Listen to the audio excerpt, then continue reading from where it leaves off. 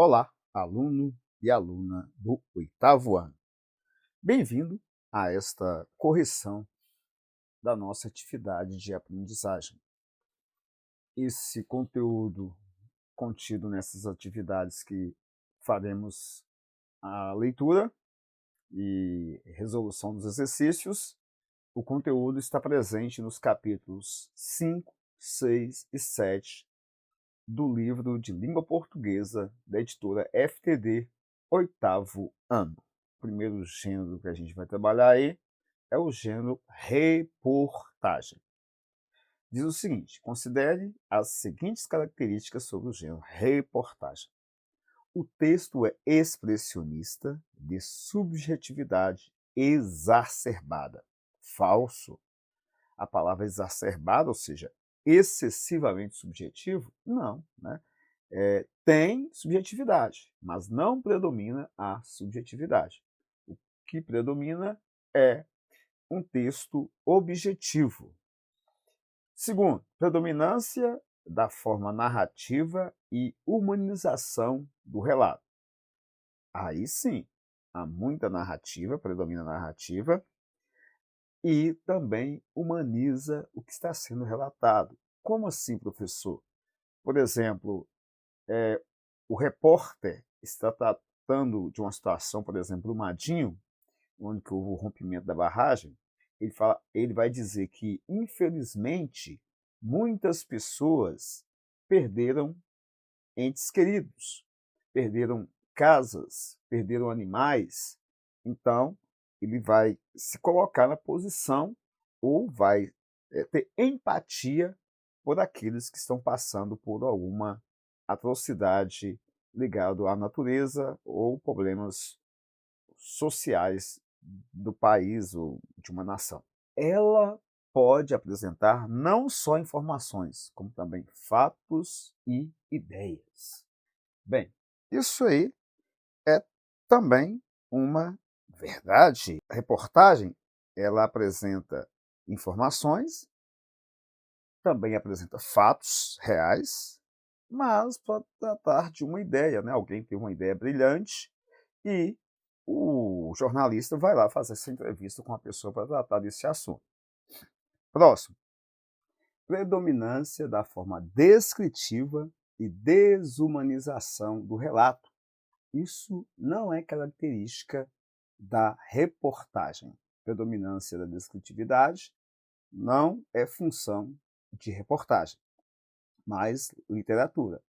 Texto literário e alta subjetividade. Falso, né? Primeiro que o texto não é literário. Também não tem alta subjetividade. Tem subjetividade. O que é subjetividade? Quando o narrador o repórter, né, está falando, colocando suas impressões, mas não é alta. A reportagem deve ser produzida de forma objetiva, utilizando esse importante maior número possível de fontes secundárias. Falso utilizar fontes secundárias de forma objetiva, ela não deve ser estritamente objetiva. Último, como todo texto formal, apresenta introdução, desenvolvimento e conclusão. Aí sim, essa é verdadeira. 2. Quantos elementos inerentes às crônicas marcam verdadeiro ou falso? O texto é literário breve, verdadeiro. Mas, professor, Crônica de Nárnia é um texto longo. Crônicas de Nárnia não é a crônica no sentido estrito da palavra. Recebeu o nome de crônica devido à questão de ser escrita em forma de série. São 7 livros, então por isso recebeu o nome de crônicas. Nos Estados Unidos é muito comum série em que conta a história de uma personagem receber o nome de crônica, mas no sentido de uma narrativa que conta a história de uma personagem ou de várias personagens, está ligada a essa questão devido à quantidade de livros ou capítulos.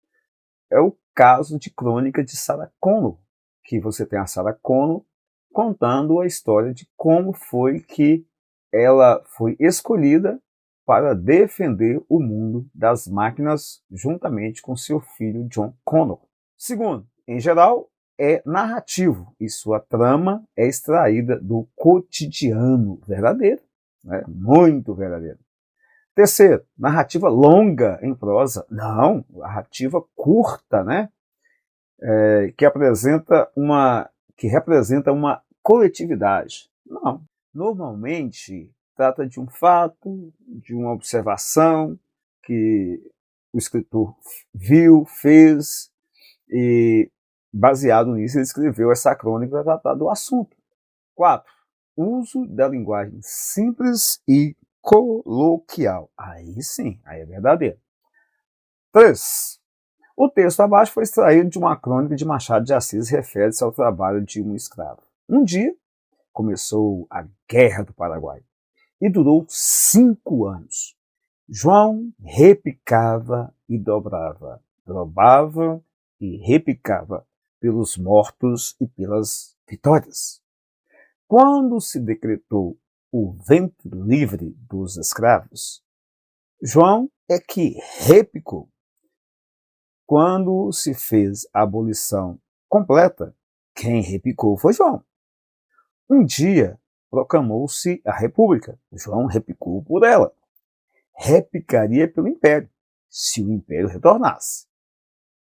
Então, você tem o Machado, crítico, irônico, mostrando que esse escravo chamado João era uma pessoa que estava acostumado a fazer tudo que era mandado. Ele estava tão acostumado a tocar o sino da igreja, repicar e dobrava, né? Ou seja, tocava uma vez, depois fazia o sino tocar novamente, por tudo que acontecia na cidade. Decretou a lei do ventre livre, dos escravos, e foi lá e trocou. A partir de agora vai ser república. Ele tocou o sino também. Não vai ser mais república, agora vai ser império de novo. Ele tocaria de novo. Ou seja, para ele não importa qual lado está, se é da direita, se é da esquerda, se é do centro. Ele era uma pessoa neutra, acostumado a fazer tudo que mandava sem reclamar ou questionar nada. Pela leitura do texto, permite afirmar que o sineiro João, por ser escravo, tocava os sinos às escondidas. Não, o texto não fala sobre isso. Ah, professor, mas se eu ler o livro e falar isso, aí é outra coisa. O fragmento que nós temos não fala que ele tocava às escondidas. B. Não poderia tocar os sinos pelo retorno do império. Falso. No final que ele fala que tocaria se o império voltasse. Tocou os sinos pela república. Verdadeiro. Proclamada pelos abolicionistas que vieram libertá-lo. Aí é falso. Letra D. Tocava os sinos quando ocorria fatos marcantes, porque era costume fazê-lo. Isso sim, essa é a opção que você tinha que marcar como verdadeira. 4. Identifique os adjunto adnominais. E aí, professor, como que eu faço para saber o que é adjunto adnominal? O nome adjunto, ad, junto de alguma coisa.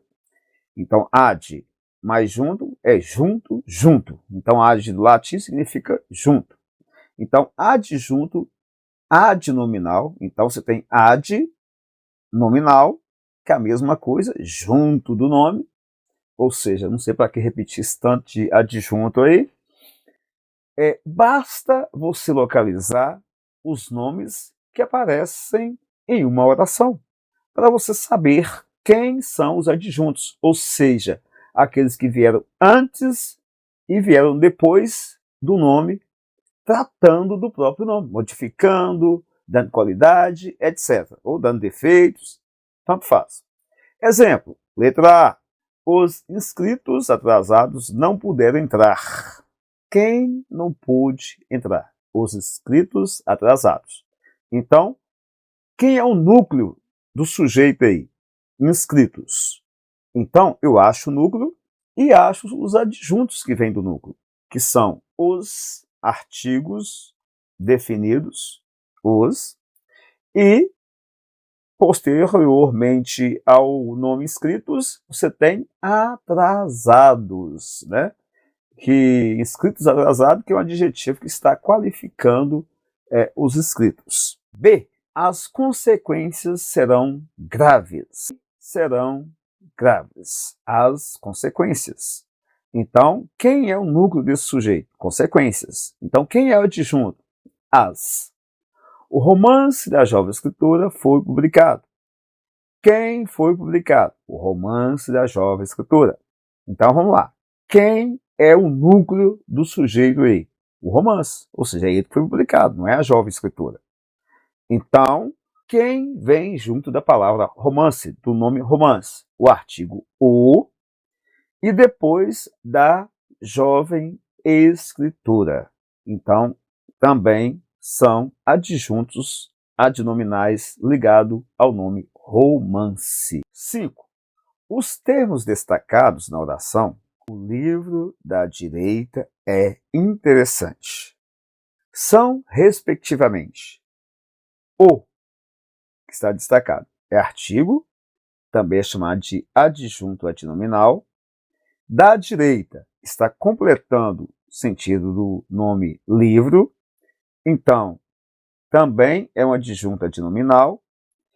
É interessante, está qualificando o livro. Logo, ele é chamado de predicativo do sujeito. Então, a resposta é letra A. Mas, professor, o que é predicativo do sujeito?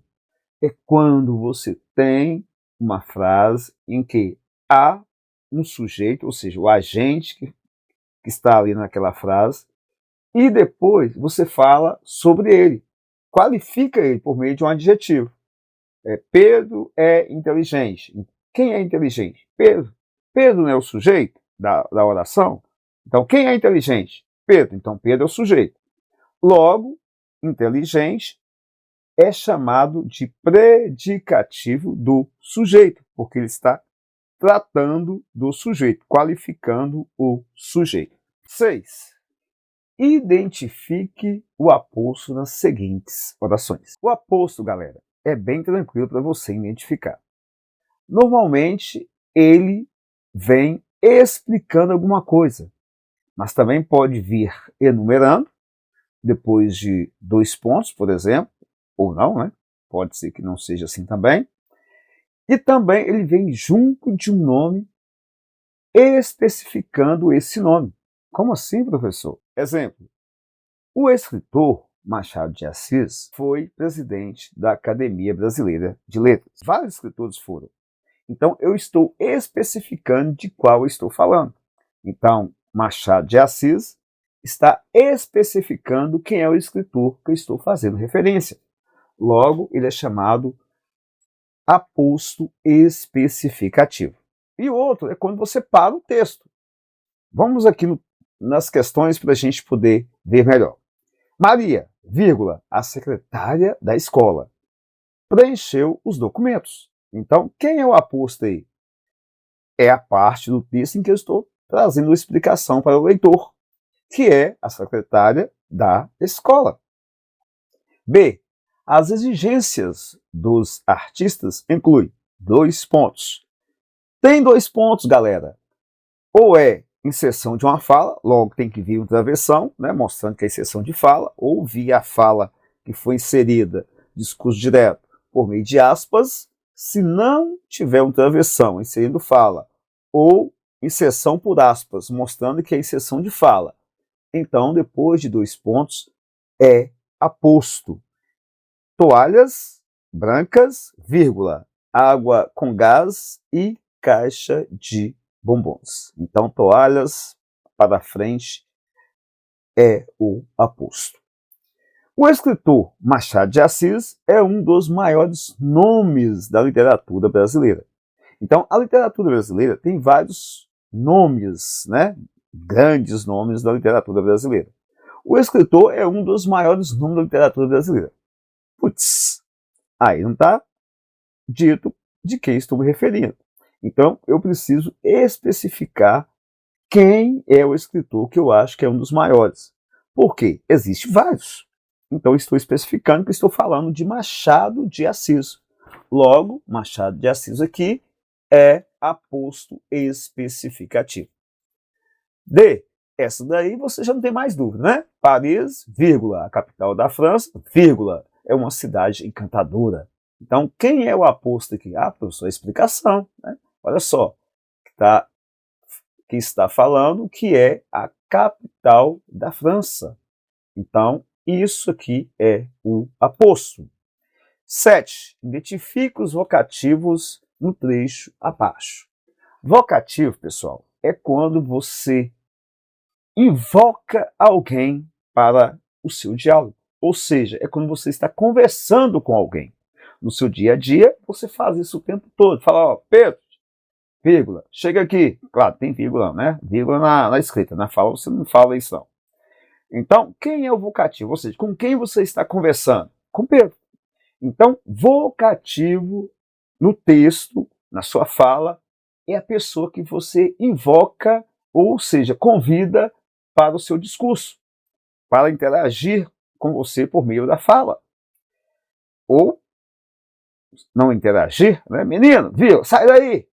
Não é interação nesse caso, né? Mas não deixa de ser. Mas é uma forma também de você utilizar vocativo. Ó lágrimas, deixe meus olhos descansar. Onde está o vocativo aqui? Ah, professor, alguém está falando com as lágrimas. Isso. Então, o vocativo é ó lágrimas. A pessoa está conversando com as lágrimas. Ah, mas é louco. Não, isso aqui é poesia, cara. Amigos, grandes motivadores, agradeço a homenagem. Ou seja, quem é o vocativo aqui? Com quem está se conversando? Com os amigos. Mas, professor, e grandes motivadores? Está entre vírgulas, sim ou não? Então, eu tenho um aposto explicativo. Reconhecimento, queridos, é essencial para a motivação e crescimento pessoal. Então, com quem esse texto está falando? Ou quem produziu esse texto está falando? Com os queridos. Então, esse é o vocativo. 8. Sublinhe e classifique os adjuntos adverbiais das seguintes orações. Então, adjunto adverbiais, o nome já nos diz. Não vou nem voltar em adjuntos. Eu já disse para vocês que ad é juntos. Depois você tem adverbiais, ou seja, junto do verbo. Então, você vai localizar o verbo e achar o adjunto. Os alunos fizeram a tarefa com atenção.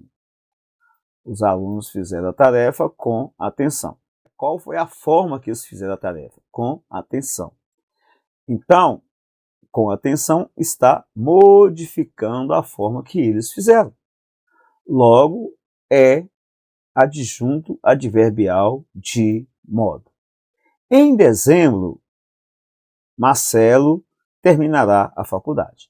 Aqui, pessoal, está faltando uma vírgula, porque é locução adverbial de tempo no início da frase, obrigatoriamente tem que ser isolada por vírgula. A locução tem que ser isolada por vírgula.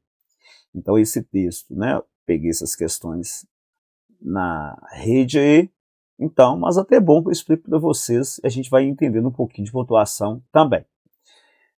Aqui, você não tem locução adverbial de tempo? Então, isso aqui é o nosso adjunto adverbial de tempo. Terminará quando, né? Em dezembro. A criança foi internada por causa da febre alta. Qual o motivo? Né? O que está motivando a internação? Nesse caso aí, é a febre alta.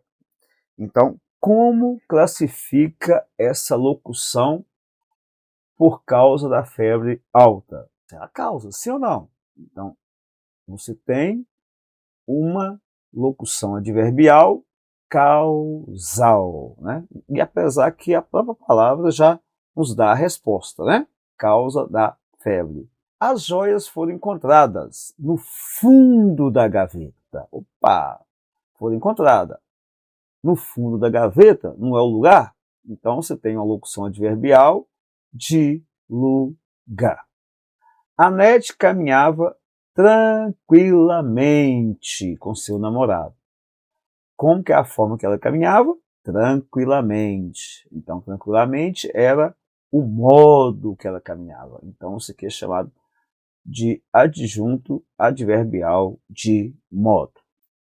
O presidente encontrou-se com o Papa na Itália. Então, na Itália é locução adverbial de lugar.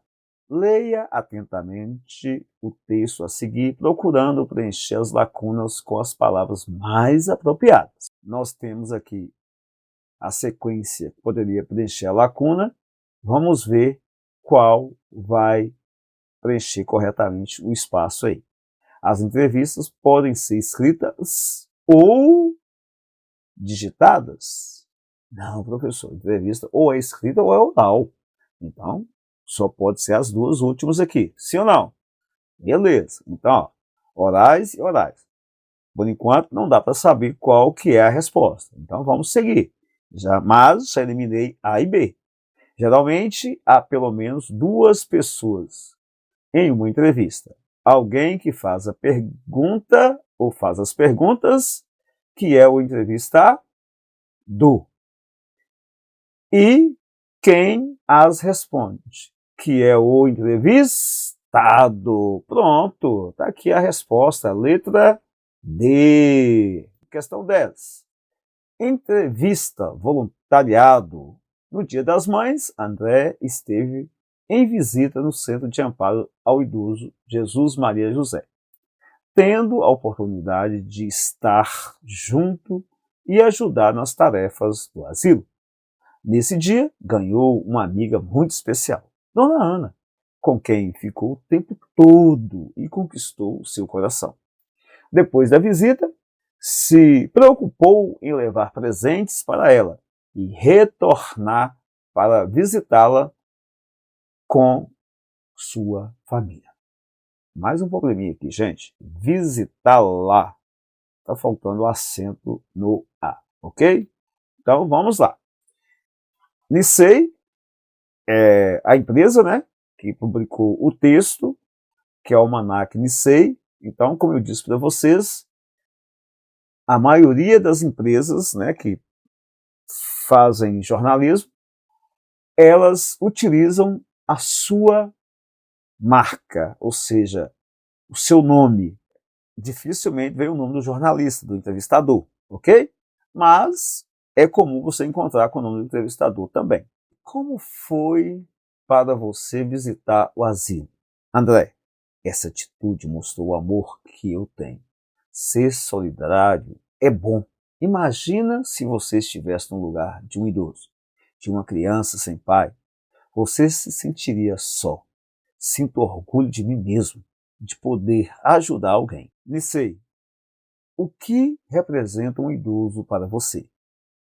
Idoso é uma pessoa especial, que já foi criança, adulto e hoje precisa de carinho e atenção mais do que nunca. Nicei, dê uma palavra para os idosos. Aproveitem a vida como sempre aproveitaram. Em que ocasião, ou seja, em qual ocasião, André visitou o Centro de Amparo ao Idoso e o que ele fez durante a visita? Ele visitou, está logo, né, nas primeiras linhas, na primeira linha, no Dia das Mães. E o que ele fez no asilo? Ajudou nas tarefas no Dia das Mães lá. Ou seja, deve ter ajudado a distribuir alimentação, dar banho em alguém, etc. Né? E fez uma amiga, que é a Dona Ana, né? Uma amiga especial para ele, que voltou até com a família dele para poder visitar a Dona Ana. Marque verdadeiro ou falso quanto às características presentes na entrevista acima. textos informativos. Verdadeiro, né? Então, está informando para o leitor o que André fez e o que aconteceu. Presença do entrevistador e do entrevistado. Verdade, né? Ainda que está no nome da empresa. Linguagem dialógica e oral. Linguagem dialógica, ou seja, diálogo, ok? Não é oral. Oral se fosse no rádio, ok? Então essa opção vai ser falsa porque a linguagem é dialógica, porque um pergunta, o outro responde. Aqui ela está escrita. Marca do discurso direto e da subjetividade. Então, nós temos marca do discurso direto, porque inseriu o nome dele, colocou a resposta, e da subjetividade também, né, quando ele coloca expressões tratando do seu amor próprio, até mesmo do amor pelas pessoas mais velhas. Mescla da linguagem formal e informal. Nesse texto, pessoal, a gente não tem a linguagem formal, mas é comum vir em entrevistas linguagem formal e informal. Principalmente a informal, mas por parte do entrevistado. Né? O entrevistador usou a linguagem mais formal, hoje nem tanto, né? Geralmente para mostrar que estão no mesmo degrau de importância, usa-se, tanto o entrevistador quanto o entrevistado usam a mesma linguagem, ou seja, formal, mista com a informal. 11. Marque verdadeiro ou falso. O artigo de opinião visa a defesa de uma ideia? Verdadeiro. Por isso que é opinião. Ele vai defender uma ideia. Não é necessário a construção de uma tese sustentada por argumentos? Falso. É necessário construir uma tese que seja sustentada por argumentos que se comprovam, né? Por tratar de temas da atualidade, polêmicos e até mesmo provocativos. Então, o artigo de opinião trata disso, então é verdadeiro. O título deve ser atrativo, convidativo, com certeza. Todos os títulos precisam ser atrativos e convidativos para o leitor. Se não for, ninguém vai ler o texto. Não é um texto geralmente curto. Falso. Normalmente o artigo de opinião é um texto curto. Com linguagem direta. Não, a linguagem direta. A linguagem não é objetiva. É objetiva. É simples e harmônica? Sim. Então, o último é falso. 12. A defesa da neutralidade tecnológica frequentemente ignora que toda tecnologia é produzida dentro de contextos econômicos, políticos e culturais específicos.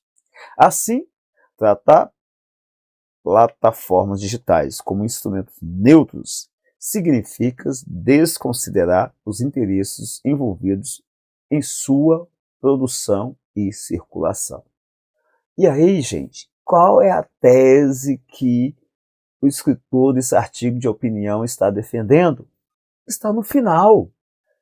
Primeiro, a defesa da autoridade tecnológica frequentemente ignora. Aí ele está trazendo uma informação para o leitor, que toda tecnologia é produzida dentro do contexto econômico, político, cultural e específico. Isso aí é algo fático.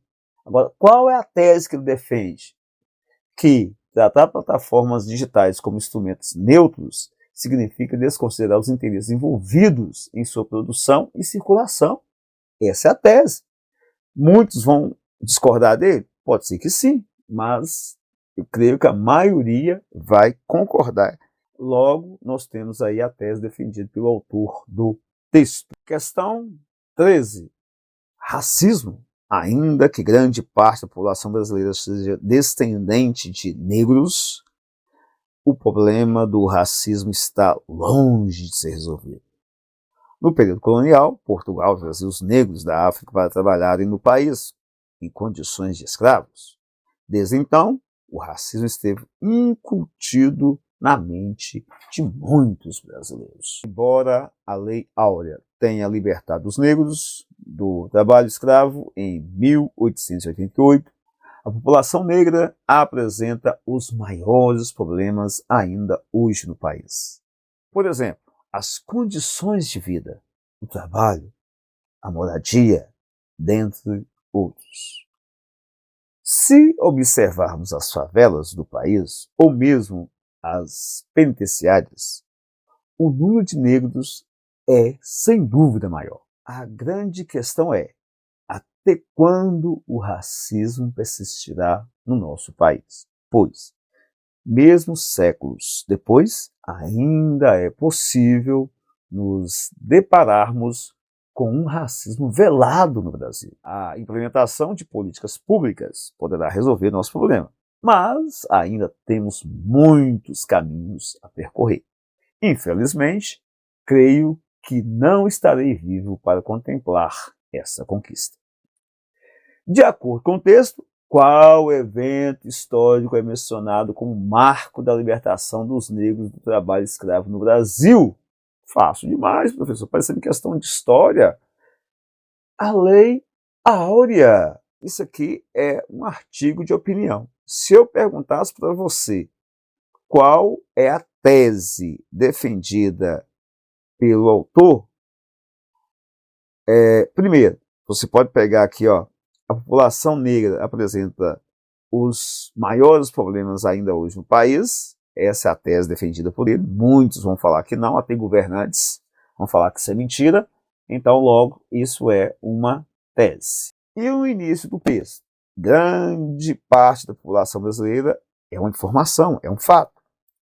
Então, continuando, o período colonial trazia negros, também uma formação histórica. Aqui, os dois primeiros parágrafos, não há uma tese. A tese está contida no terceiro parágrafo.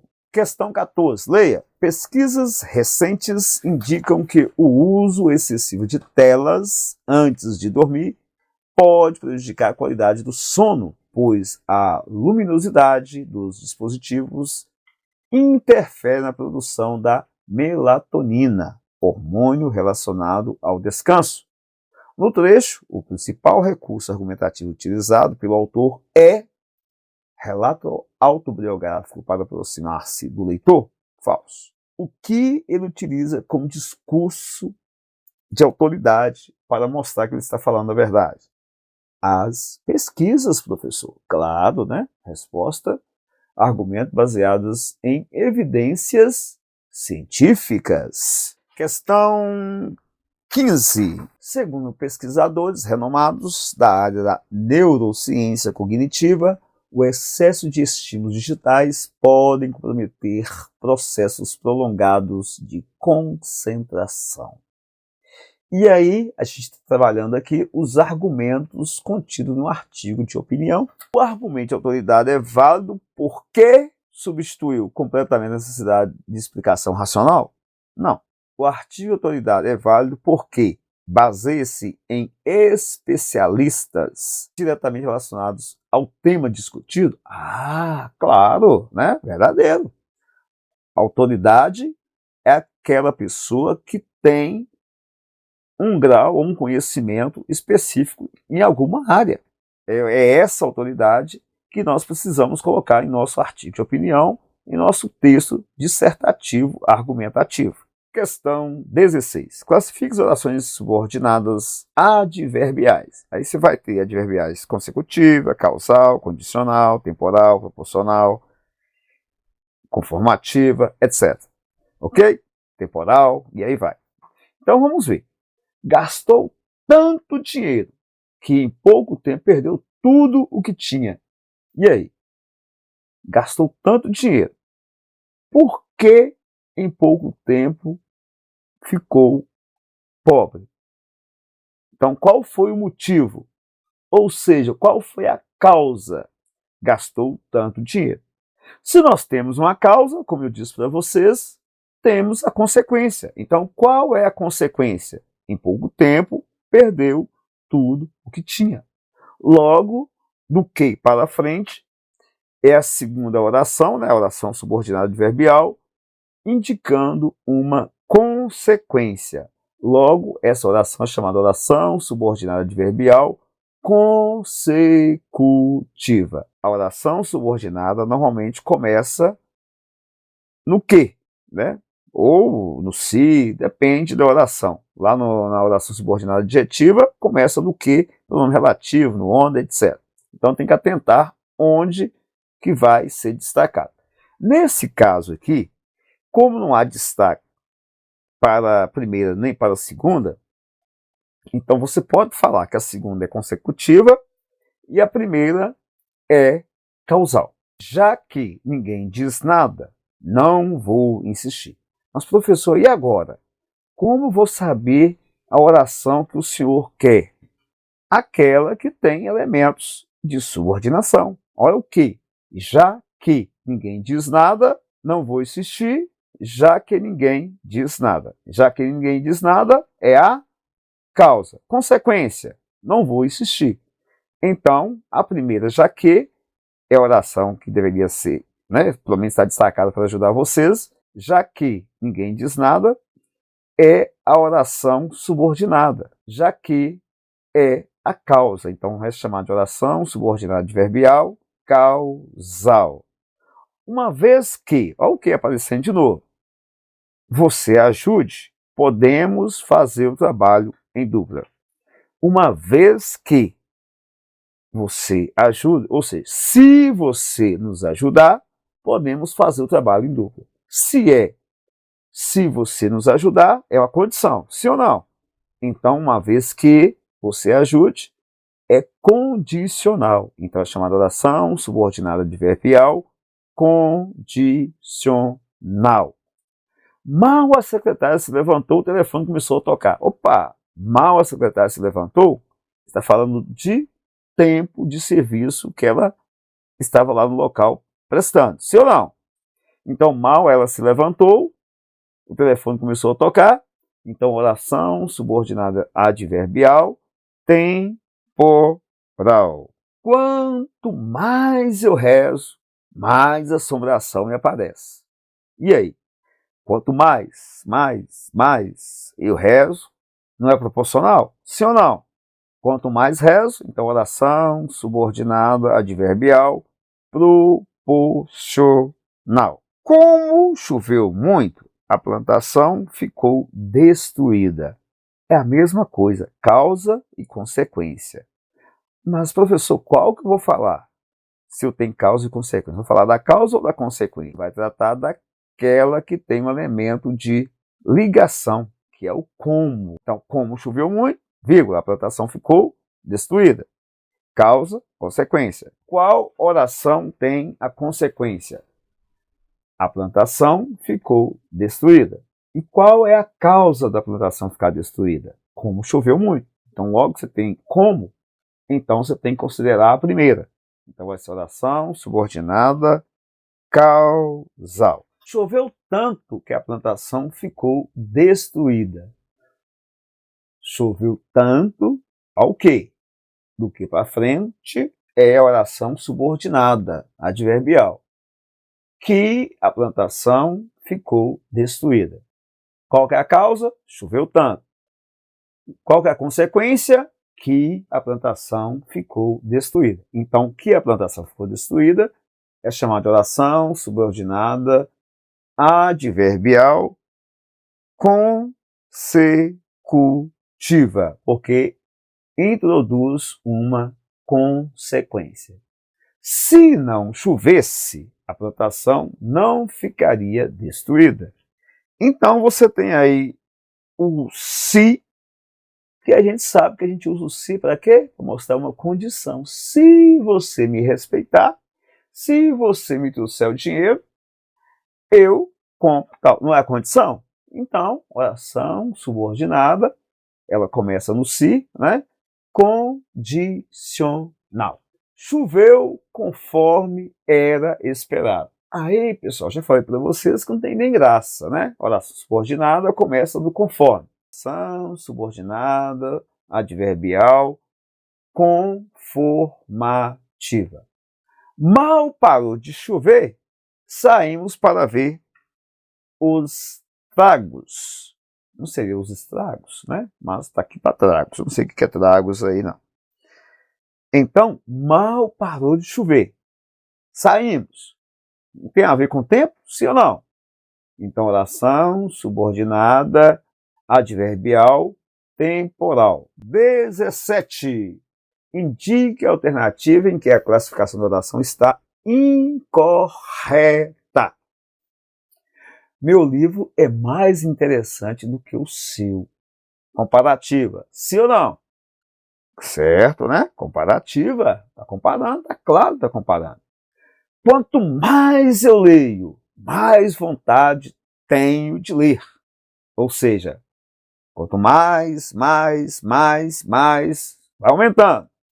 Então é proporcional. Mas aí está falando que é o quê? Temporal. Então essa é a errada, né? É a incorreta que você precisa marcar.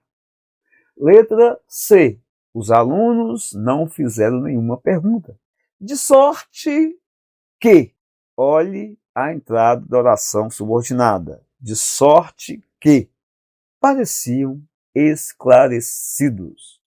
Então você tem causa e consequência. Guardei dinheiro a fim de viajar nas férias. A fim já entrega também a resposta. A fim de viajar nas férias. Para viajar nas férias. Não indica finalidade? Então, a fim já entrega a resposta também. A nota será dada consoante a participação nas aulas. Aqui foi interessante, né? Vê se dá conforme. Sim, então é uma conformativa. A nota será dada conforme a participação nas aulas. 18. São exemplos de textos normativos. Então, o que são textos normativos? Textos normativos são aqueles textos que contêm normas para uma boa convivência em sociedade. Todos são textos normativos, exceto em uma opção. Então, vamos lá. Leis de trânsito. Texto normativo? Sim, né? Regula como as pessoas devem transitar no trânsito. Transitar no trânsito, tá vendo? E o Código de Defesa do Consumidor? Também, né? Como proceder, buscar os direitos e deveres do consumidor. Também. Então, essa letra A, os dois são verdadeiros. Letra B, Constituição Federal. É um texto normativo? Sim. Declaração Universal dos Direitos Humanos? Sim, também é texto normativo. Diário Oficial é um texto normativo? Sim. Estatuto da Criança e Adolescente? Sim. Então, letra C, todos são normativos. D, Estatuto do Idoso é um texto normativo? Sim. Bilhete escolar é um texto normativo? Não, né? É um texto em que vai informar alguma coisa ou solicitar algo. Não tem nada de normativo. Não é uma lei, uma legislação ou um regulamento, ok? Então, letra D, que é falso porque tem um texto normativo e um outro que não é normativo. Questão 19. A lei proíbe menores de 18 anos de empinar pipas em Belém. A Prefeitura do município alterou no dia 30 a legislação que proíbe o uso e a venda de cerol para utilização em pipas. A Prefeitura de Belém alterou no dia 30 a legislação que proíbe o uso e a venda de cerol para utilização em pipas. Com a nova redação, fica proibido o uso de pipas por crianças e adolescentes desacompanhadas dos responsáveis legais. No trecho, a Prefeitura de Belém alterou no último dia 30 a legislação. O verbo sublinhado poderia ser substituído por criou. Alterar é uma coisa que criar? Não. Modificar é uma coisa que alterar? Sim, então é verdade. Sancionou. Ou seja, o que é sancionou? Né? Vocês ficaram perguntando o que é sancionar. Assinar a lei para ela começar a valer. Né? Enquanto o governante não assina a lei, ele sanciona, assina, né? Ele tem que assinar, a lei não passa a ter validade se ele não assinar. Mas existe um outro modo que, se o prefeito, né, o governador, o presidente não sancionar a lei, a Casa Legislativa pode sancionar. E aí a lei passa a valer do mesmo jeito. Questão 20. Leia o texto abaixo para responder às questões. Artigo 225. Todos têm direito ao meio ambiente ecologicamente equilibrado, bem de uso comum do povo e essencial à sadia qualidade de vida. Impondo-se ao poder público e a coletividade o dever de defendê-lo e preservá-lo para as presentes e futuras gerações. Para assegurar a efetividade desse direito, incumbe ao poder público. Inciso 7º.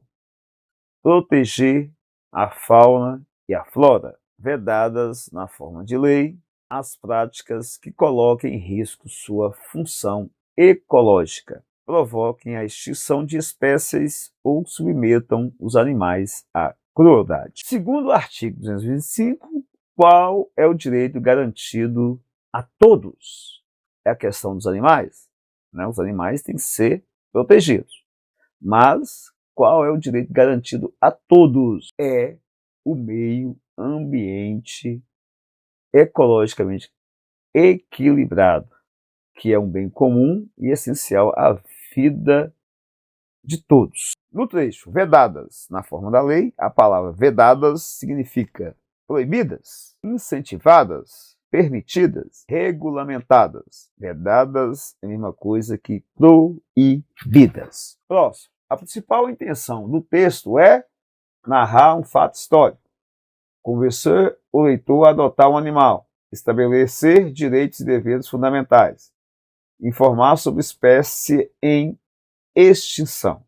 Então, o principal objetivo do texto é estabelecer direitos e deveres fundamentais. Então, você tem o direito, que é ter um ambiente ecologicamente sustentável, mas também tem o dever, né, que é proteger o meio ambiente e preservá-lo.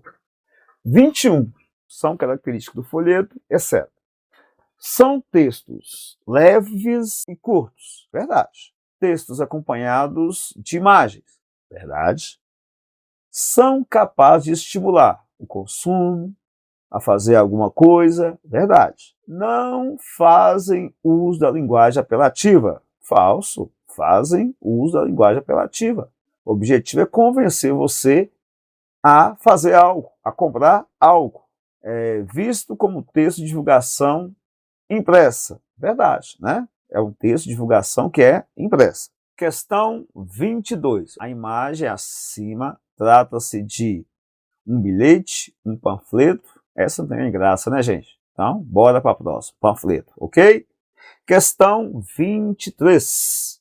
Classifica as orações subordinadas substantiva como objetivo direta ou indireta. Eu agrupei as orações subordinadas em duas, subordinadas substantivas, né?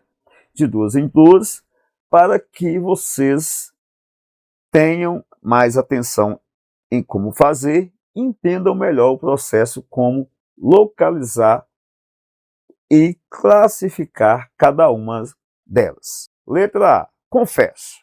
Primeiro você vai achar a oração subordinada e a oração principal. Sempre a oração subordinada virá depois do que e do se. No caso da oração subordinada substantiva, ok? Achei o que. Beleza, se rula o que vem depois é a oração subordinada, o que vem antes é a oração principal. Então, vamos lá. Confesso, achei o verbo, primeira oração, confesso. Qual pergunta que faço ao verbo confesso? Confesso o que? Então, esse verbo, ele é transitivo e pede um complemento por meio de objeto direto. Logo, se você pergunta o que ou quem, ele é transitivo direto e o complemento vai ser um objeto direto. Então, a oração que está subordinada faz essa função. Logo, ela é chamada de oração subordinada, substantiva, objetiva, direta. A próxima. Ele se convenceu de que tudo foi em vão. Eu acho o quê? Achei que tudo foi em vão. E que tudo foi em vão, logo é oração subordinada e ele se convenceu, é oração principal. Você vai localizar o verbo. Quem é o verbo da oração principal? Convenceu. Qual é a pergunta que você faz para alguém que chega perto de você e fala assim, gente, ô fulano de tal, ele se convenceu. Você entendeu o que a pessoa quis dizer? Não, né? Ficou faltando informação. Ok, se convenceu de quê? Se eu pergunto de que, com que, para que, etc., ou seja, se a minha pergunta vier precedida de preposição, de que, com que, para que, por quem, com quem, em quem, logo, o complemento do verbo vai ser um objeto indireto. Sendo assim, a oração subordinada que faz a função de objeto indireto, ela é chamada de oração subordinada substantiva objetiva indireta. Olha a próxima oração, letra C.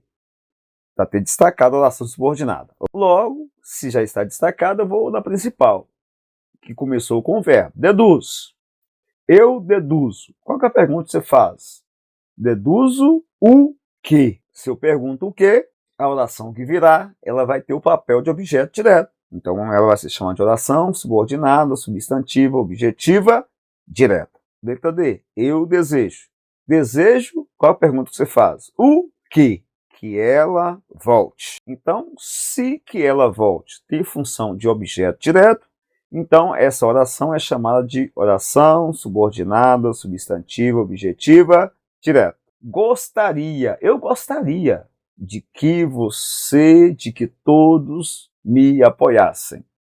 Então, se é de que todos me apoiassem, e eu gostaria é a oração principal, eu gostaria está faltando informação. E a pergunta que eu faço para alguém que me falasse eu gostaria é de que? O complemento do verbo vai ser um objeto indireto. Logo, a oração vai ser chamada de oração subordinada, substantiva, objetiva, indireta. 24, questão 24. A gente vai classificar as orações subordinadas substantivas como completiva nominal ou subjetiva. Então, vamos lá. A completiva nominal é muito fácil. Você vai achar o que e vai verificar se essa oração, que começou no que ou no se, está completando o sentido de um nome. Se completa o sentido de um nome, é completiva nominal. Se completa o sentido de um verbo, é objeto direto, objeto indireto. Beleza? E subjetiva, professor, é a oração que faz o papel de sujeito da oração principal. E aí? Há uma dica para você se atentar para a oração principal. Ela vai sempre começar com o verbo de ligação.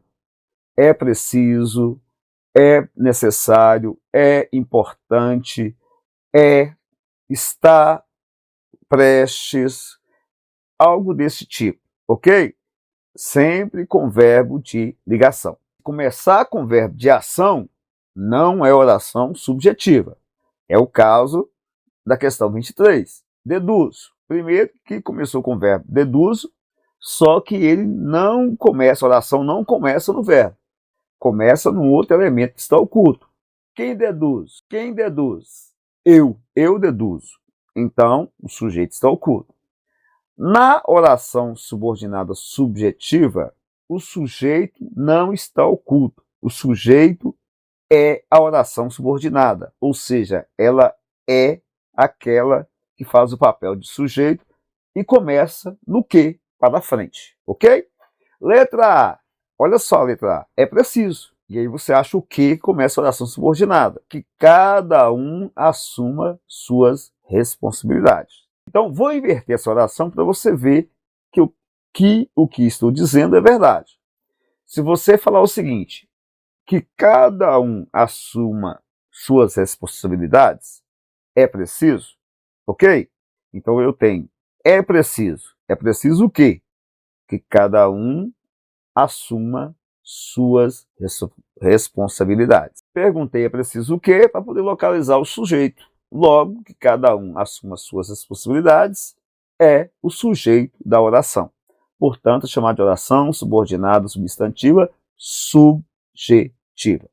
Gente, vocês não vão errar isso em concurso que colocar desse jeito.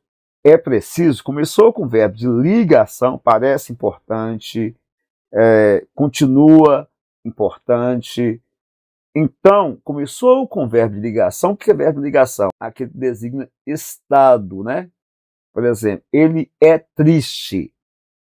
ele vai ficar triste a vida inteira? Ele está triste? Ele continua triste? Então, é um estado momentâneo. O verbo ligação tem essa função de ligar o sujeito ao adjetivo, designando estado momentâneo. Letra B. Não existe prova conclusiva. Essa é a oração principal. A subordinada começa, como eu disse para vocês, no que. Então, que ele seja o culpado. Então, de que ele seja o culpado, está falando de não existir? Ou está falando da prova conclusiva? Ah, professor, estou falando da prova conclusiva. Logo, que ele seja o culpado está completando o sentido do nome prova. C. Então, a C você já sabe o que é. Começou com verbo de ligação, é preciso, logo é subjetiva, porque é preciso, é o predicado. Que ela se encante por mim é o sujeito. Que ela se encante por mim é preciso. Então é chamado de oração subordinada, substantiva, subjetiva. D. Chegou à conclusão. Essa é a primeira oração. Achei o quê? De que saiu no prejuízo. De que saiu no prejuízo? Está falando do chegou ou da conclusão? Ah, professor, está falando da conclusão. Então não está falando do verbo, está falando do nome conclusão. Beleza? Então, se está falando do nome, como que classifica? Oração, subordinada, substantiva, completiva, nominal. D. Tenho medo. É a oração principal. De que esses assessores me traiam. Então, de que esses assessores me traiam? Está falando do verbo tenho ou do nome medo? Está tratando do medo. Então, oração subordinada, substantiva, completiva, nominal. 25. Você vai classificar as orações como substantivas predicativas ou apositivas. Pessoal, as apositivas são fáceis demais, porque normalmente ela vem precedida de 2 pontos, ou seja, antes do que vem 2 pontos. Tem 2 pontos, é completiva nominal. Mas, professor, e a predicativa? Olha só, normalmente ela contém um predicativo do sujeito. E o que faz a função de predicativo do sujeito? É um adjetivo. Então, vamos ver a primeira oração. É claro. Olha, professor, você falou que começou com o verbo de ligação. É subjetiva? Essa daí começou com o verbo de ligação, tá assim. É claro. Mas é claro, o claro aí é adjetivo. Que vamos viajar nas férias. Que vamos viajar nas férias é claro. Então, claro é predicativo de que vamos viajar nas férias. B. Espero sinceramente isto. 2 pontos. Achou 2 pontos? É a positiva. Meu maior sonho é que você viaje comigo. Olha o verbo de ligação. Eu sou o quê? Sonhador. É? Meu maior sonho. Então, meu maior sonho está qualificando a mim como uma pessoa que sonha. É que você viaje comigo, logo, meu maior sonho é a oração principal, e que você viaje comigo é chamado de oração subordinada, substantiva, predicativa. Deseja apenas uma coisa. Ah, professor, tem graça, não os 2 pontos. Tem 2 pontos, é a positiva. Isso, garoto. Isso, garota. Pronto, vamos para a próxima. A verdade é que as pessoas precisam se unir. Que as pessoas precisam se unir é verdade. Então, é predicativo do sujeito. Então, você tem aí o e verdade funcionando como adjetivo. E também você tem na segunda oração, a subordinada, que as pessoas precisam se unir, que as pessoas sejam unidas. Do verbo ser, estar, permanecer, continuar, que é o verbo de ligação. Que elas sejam unidas. Unidas é adjetivo para qualificar as pessoas. F, você já não tem mais dúvida, porque achou os 2 pontos antes do que, da oração subordinada, logo é apositiva. São características dos requerimentos, exceto redação técnica. Se é um requerimento, o texto tem que ser técnico. Texto breve e objetivo, verdadeiro. Linguagem formal. Imagina você mandando um texto requerindo um documento com seu chefe, ou com o presidente, ou com o governador, usando linguagem formal. Não faz sentido, né? Então, isso não faz parte do texto, né, do gênero requerimento. Solicitação de algo, é verdade, terceira pessoa do singular e plural, sim, você pode pedir algo para você ou para um grupo, né, para um coletivo, ou na primeira pessoa e na terceira pessoa também. Questão 26. Dá-se o nome de requerimento o gênero textual utilizado para realizar pedido, solicitação ou exigência ao representante legal de uma instituição, com o fito de que este último acate as disposições propostas no documento. Com o fito, pessoal, o sinônimo de fito é propósito, objetivo, de que esse último acate. Acate é a mesma coisa que aceite, concorde. Sobre a estrutura de um requerimento, assinale a afirmativa correta. A. Por se tratar de um documento formal, deve manter aspecto de formalidade, impessoalidade e objetividade. Verdadeiro. B. Uma vez que não se trata de um gênero textual técnico, o texto nele disposto pode ser dúbio e sua linguagem formal. Pelo amor de Deus, não tem que ser formal, não pode ser dúbio, da dupla interpretação. Então não pode, tem que ser claro, objetivo. Então, incorreta. C. Dispensa vocativos. Lógico que não. Prezado Senhor, venho solicitar a vossa senhoria. Tem que ter vocativo.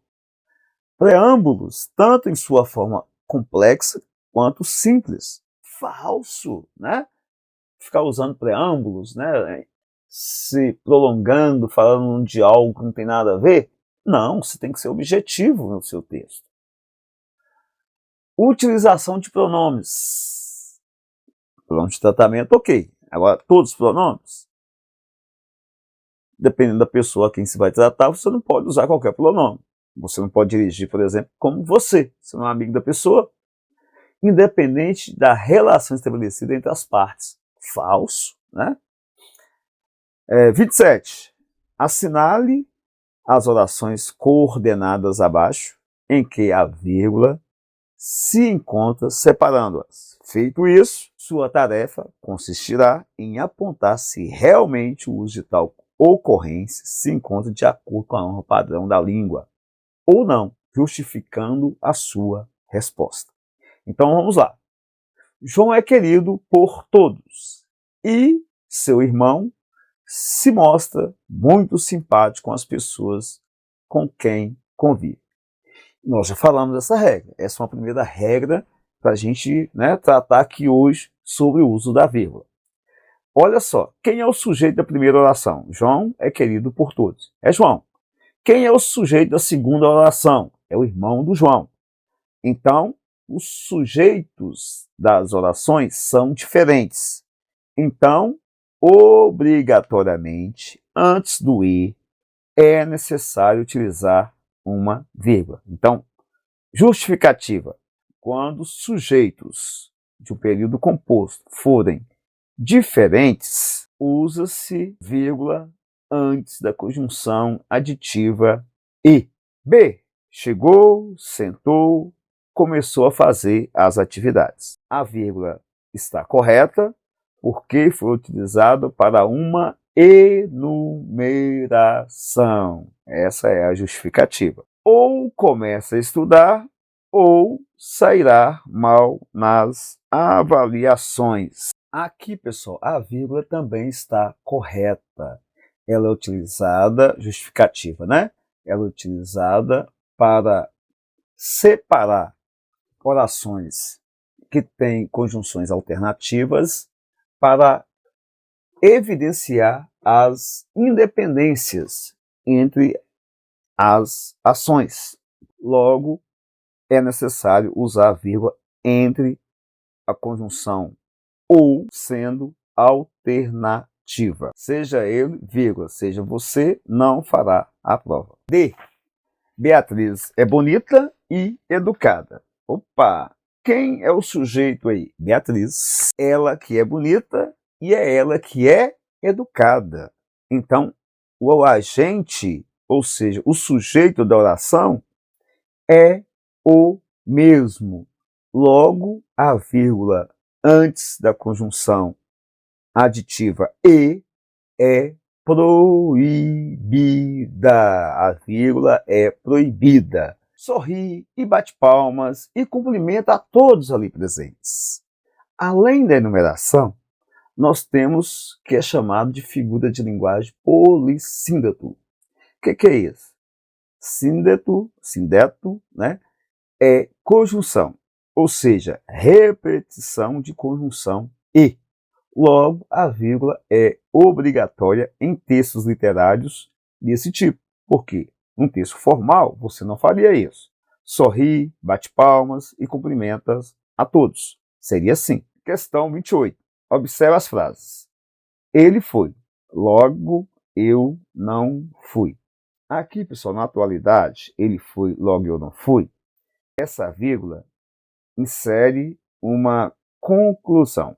Antes da oração conclusiva, né, da conjunção conclusiva, você precisa colocar a vírgula.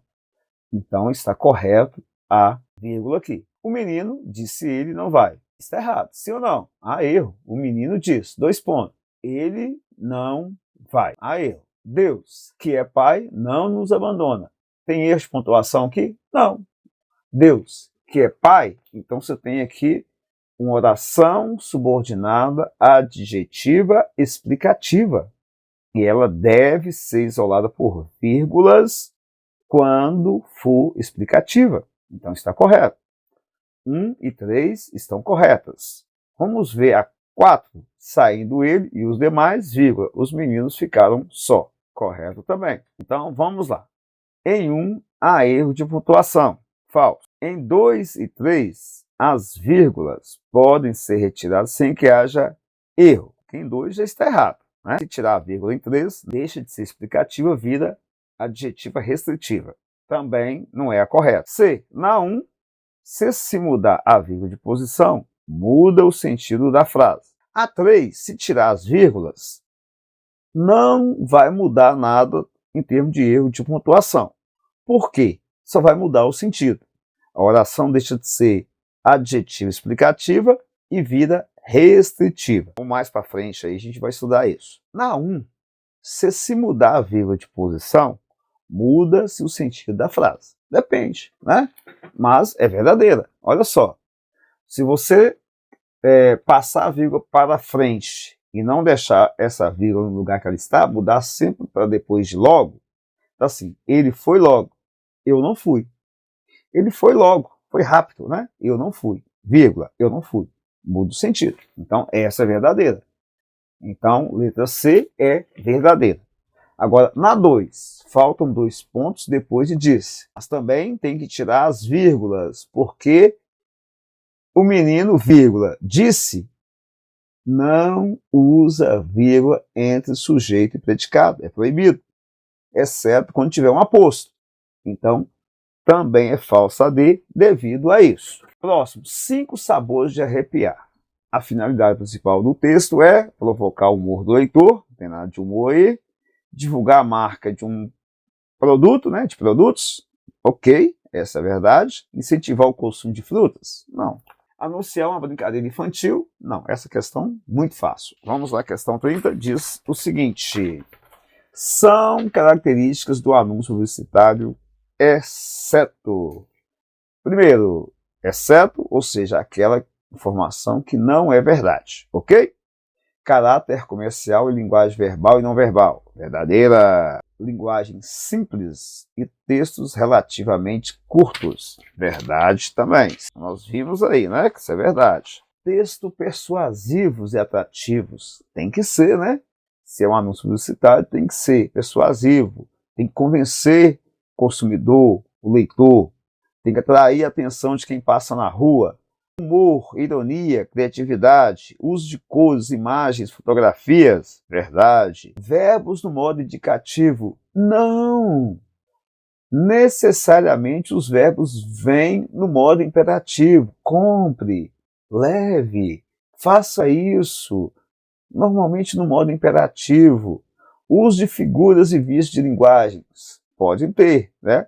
Mas os verbos são no modo imperativo predominantemente. Então, pessoal, é isso. Encerramos aqui a nossa correção